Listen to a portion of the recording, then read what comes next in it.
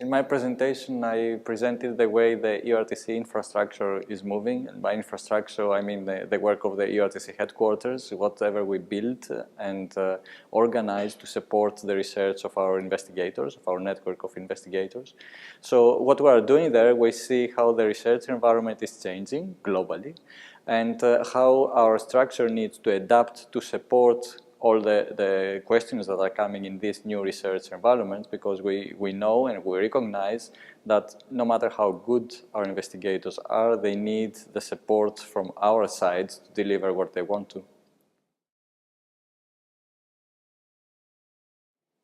So it's quite diverse. So we use the term in a very broad sense. So it is what people indeed recognize as infrastructure, like software or communication platforms or stuff like that, but it's also things like a network of contracts, a network of partners with specific terms of engagement, specific language that we use in our documents, our protocols and patient information sheets. So a whole ecosystem of things that are reusable, that have to be in place at every type of research we do.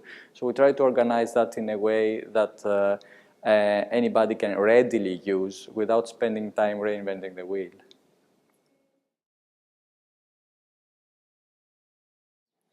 We've seen a structuring effect. So people are starting to work differently, because when there is an infrastructure in the center, that infrastructure is addressing a need and not a specific specialty, for example, or a specific geographical area.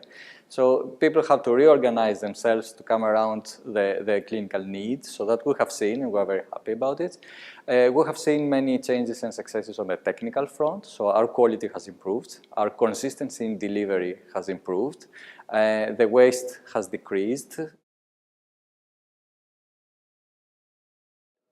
Even if these changes were initiated to respond to a changing environment, that environment never stops changing. So we need to keep changing what we are built along the way and adapting to what we see coming, both in terms of science and in terms of regulatory and technical improvements. The second challenge we face is to scale the initiative. We're currently focusing in Europe, because that's our natural operating environment.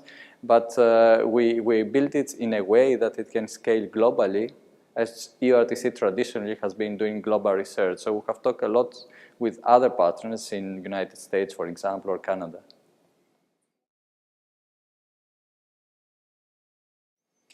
I try not to predict the future, so what we try to do with these initiatives, I would like the initiative to always fit the environment, to be able to answer the relevant questions at any one time. What we try to do more, rather than predict the future, is to be very deliberate in the way we do our changes, the way we develop our infrastructure and our research, so we can naturally follow the changes that will always be there, and we will have to live with.